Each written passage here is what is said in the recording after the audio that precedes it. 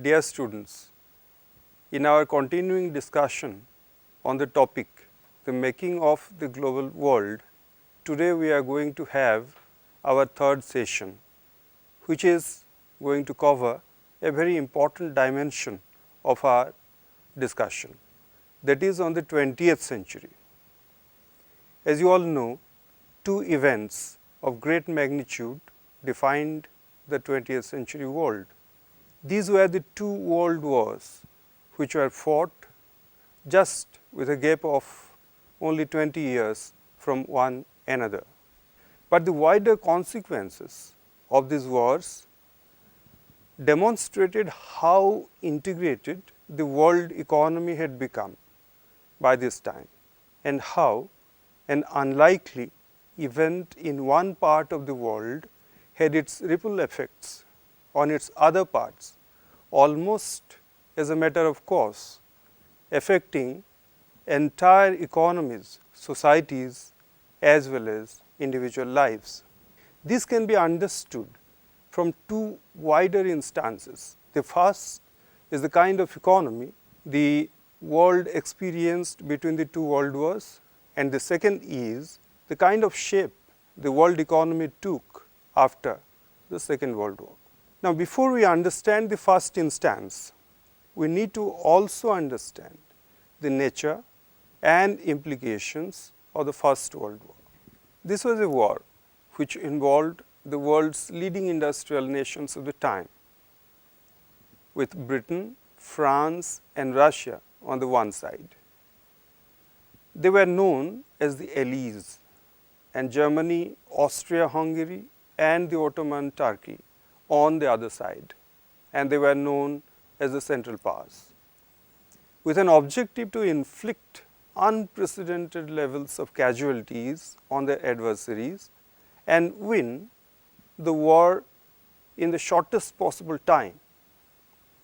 These powers not only exploited the vast potential of modern industry to manufacture and use weapons of mass killing, such as the machine guns, tanks, aircrafts, and chemical weapons, but they also recruited millions of soldiers from around the world and moved them to the numerous battle fronts in Europe. Obviously, for this to be done, they required large ships and trains. Consequently, not only the industries there were restructured to produce mainly war-related goods, but entire societies were also reorganized.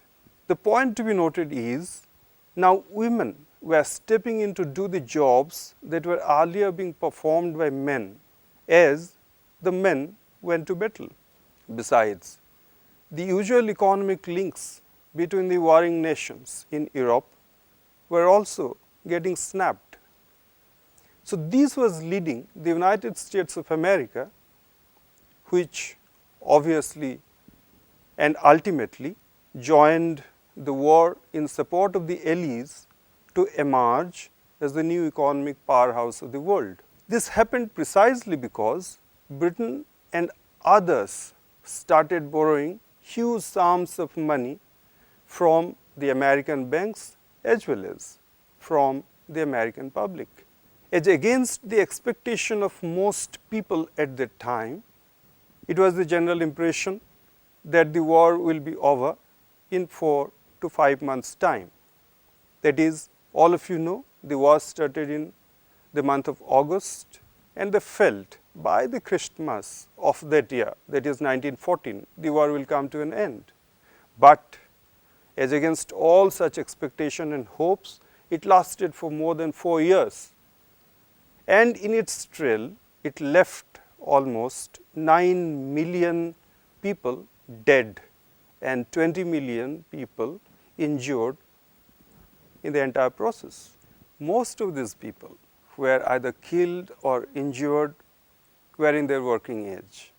Thus, as the war got over, not only the workforce in Europe came down drastically, but with fewer working members now available in households across the continent.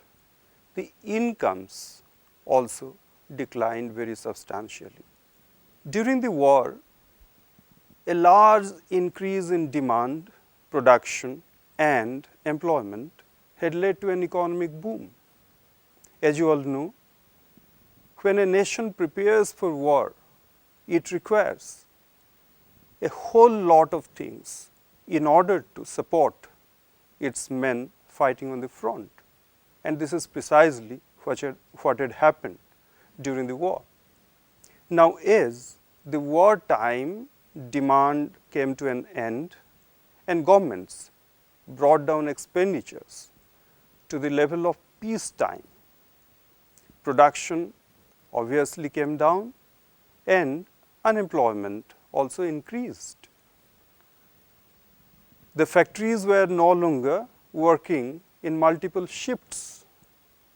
Hence, the factories did not require that many number of people to work for them. So, this was one of the reasons why unemployment increased. Eastern Europe, which was a major supplier of wheat before the war started, now saw a revival in its production, creating a surplus in the world market, because in the meantime, countries like Canada, America and Australia had expanded their wheat production dramatically. As I have already pointed out, during the war, Europe almost had got vertically split, and hence the economic links had been snapped, and that is why the wheat produced in eastern part of the continent was finding it difficult to come to the western part, and hence this snapping of the trade links. Now, as a result of this, grain prices came down drastically in the whole continent, and it led to a sharp decline in rural income. And because of this, farmers fell deeper into some kind of debt trap.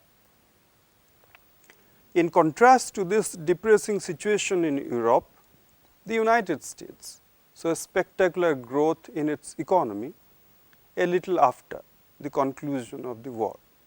This growth came because of a few things. First, it came riding on the back of a mass production of industrial goods such as cars, refrigerators, washing machines, radios, gramophone players, etc. These were goods which was giving that extra tinge to the affluent lifestyle in the United States of America. And hence, there was a big rat race in order to possess these articles, because they would now define the standing of a family in the social scale. The second factor was large scale investment in construction activities such as houses, offices, public works, etc. Why was it important? It was important precisely because the state was trying to display its newly acquired economic status in the world, and hence there was a need in order to have these kinds of infrastructure. Besides, there was a huge demand, and the banks in the country and other agencies which had the surplus capital now were creating conditions for greater consumerism. So, for example, a kind of system which came into existence was the system of hire purchase. This enabled buying of goods on hire, or in other words on credit, which had to be repaid substantially subsequently in installments. And the resumption of overseas lending by 1923 on the part of the United States of America also increased substantially, which boosted European recovery. However, this fairy tale story of economic boom in the United States of America did not last long. it was busted in 1929, which plunged the entire world economy into something that we all now know as the Great Depression. And this situation of economic crisis across the world continued till mid 1930s, and it again demonstrated, if for anything that we are concerned here with, to the extent the world economy had come to be integrated by now. The exact timing and impact of the Great Depression varied from country to country, but in general, the regions that were most affected were the agricultural regions, and the communities who were most affected were the ones which depended on agriculture. The basic economic situation which we have to understand here is how did it happen. As I have already said, there was a cycle of overproduction in Eastern Europe. For example, people started producing more, and now the other countries which had chipped in during the course of the war, they were also beginning to produce more, and so it led to a fall in prices. And a fall in prices in the market would obviously lead to a decline in agricultural incomes. And a decline in agricultural incomes would create some kind of anxieties among the farming communities. What would they do? They would increase production in order to maintain some kind of a balance in their overall income. So that will lead to further fall in prices. And so this vicious cycle ultimately led to the crash of the agricultural market, not only in Europe or in the United States of America, but worldwide. With this slump, even in the beginning years after the conclusion of the war, coming into sight, the United States overseas lending agencies stopped giving further credit, mostly to the European countries, whose economic recovery depended upon such credits. So this plunged the whole continent into some kind of an economic crisis. It led to the failure of some major banks also in Europe. There were currencies which entirely collapsed.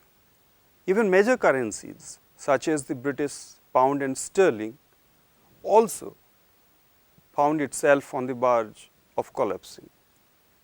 In Latin America and elsewhere, it led to a dramatic fall in agricultural and raw material prices. These were the countries, as you would know, were sustaining their economies on the strength of their exports of raw materials and agricultural produce to the developed markets in the United States of America or in Europe. Inside USA, now with falling prices, banks slashed domestic lending. I have already told you how, with the new scheme of buying goods on credit, which were liberally lent by the banks there, the economy was booming. Now the banks started stopping domestic lending, and whatever loans they had sanctioned earlier to people, with which they had gone out and bought all the consumer durables and also houses, etc., for themselves, those credits were being called back by the banks. This led to a collapse of businesses, loss of employment, distress, sale of homes, cars, and other consumer durables by the people. And yet, non-recovery of loans and collapse of the banking system itself was creating a huge problem for the country. The loans could not be recovered, and the banks were finding themselves collapsing by the day. And where was India in all this? India saw a decline in its imports and exports by almost half during this period of great economic crisis. Peasants producing crops for the world market were the worst hit. And who are these peasants who are producing good agricultural goods for the world market? As I have already said in my previous sessions, the wheat farmers of Punjab or the jute farmers of Bengal, or even the plantations where tea used to be produced, they all suffered hugely. Particularly, prices of wheat and jute almost came down by 50%. But as a matter of great sadness, and as it used to happen with all alien governments, the colonial government in India refused to relax revenue payments. This drove the farmers into severe debt traps. The story of jute growers even was worse than the wheat growers. Those who had borrowed in advance, hoping for a better time, fell far deeper into debt as they had to sell their produce almost a throwaway price. Thus, with rural India simmering with discontent, it was time for the civil disobedience movement to be launched. And in urban areas, what was the situation? In urban areas, people who were mostly salaried, who had fixed incomes, people who had built houses and had given them out on rent, they found their incomes coming steadily, and hence life becoming easier for them, with everything now costing less. Industrial investment also grew as the government extended tariff protection to industries coming under the pressure of the nationalist opinion. Now, look at the second instance.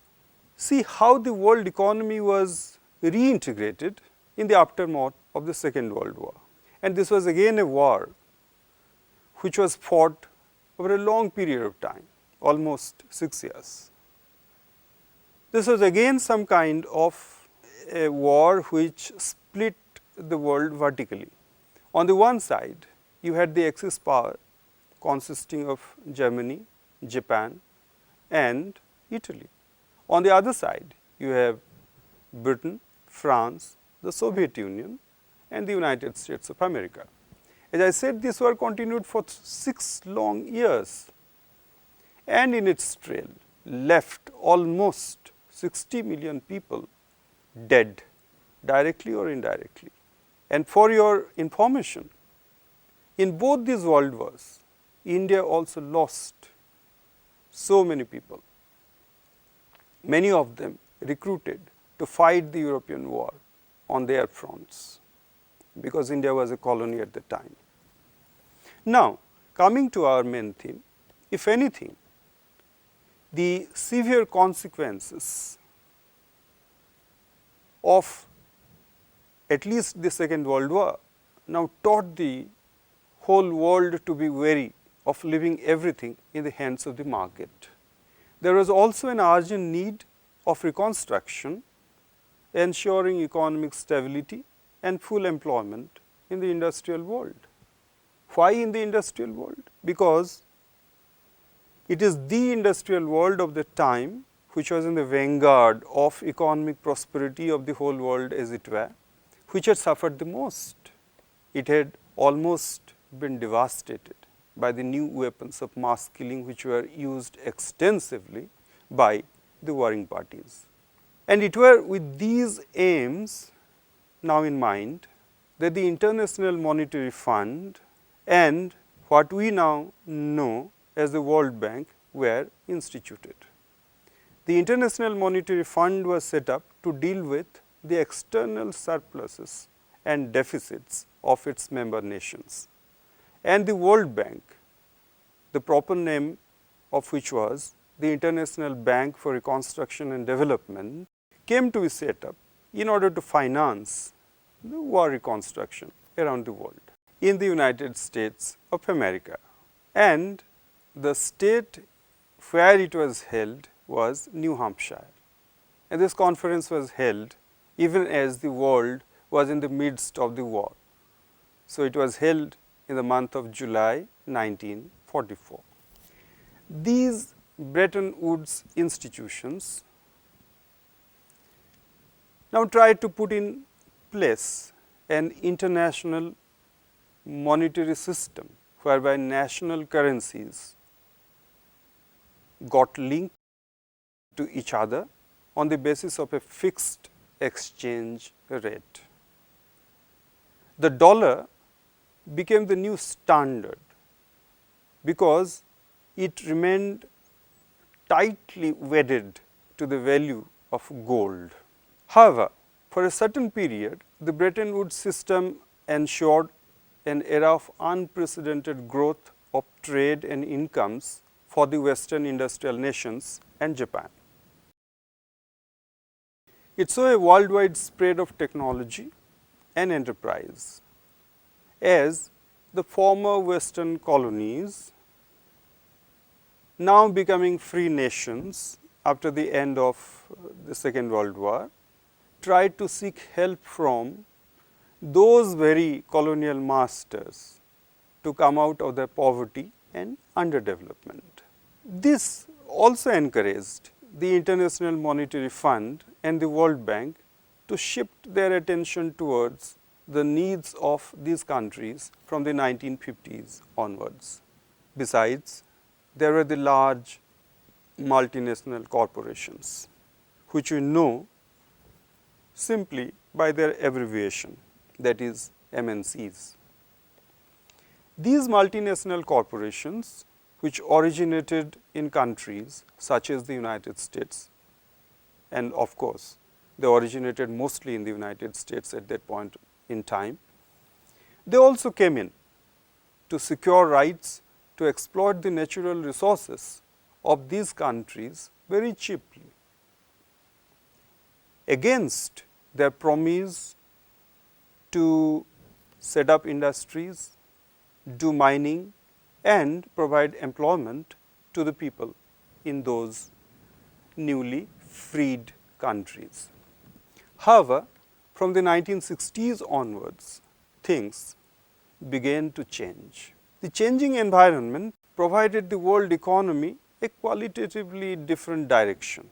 The United States dollar could not maintain its position as the world's principal currency, because it failed to maintain a fixed ratio in its value to the gold. Consequently, the earlier Bretton Woods system of fixed exchange rate was changed into a system of what came to be known as the floating exchange rates. And what is floating exchange rate? Floating exchange rate, you would all know, even today, the Indian rupee would have some value against the US dollar today, and it might change after a few days. So, this is what you call the floating exchange rate. Why does it happen so?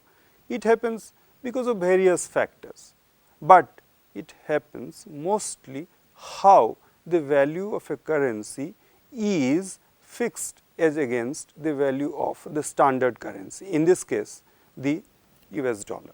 From the mid 1970s onwards, the developing countries also found themselves forced to borrow money from Western commercial banks and private lending institutions. You may ask why? Because most of these Western industrialized economies were market centric economies, and hence it would not be their governments who would be the first and the primary agencies to give out credits. Hence, they would all encourage countries seeking credit to approach the market.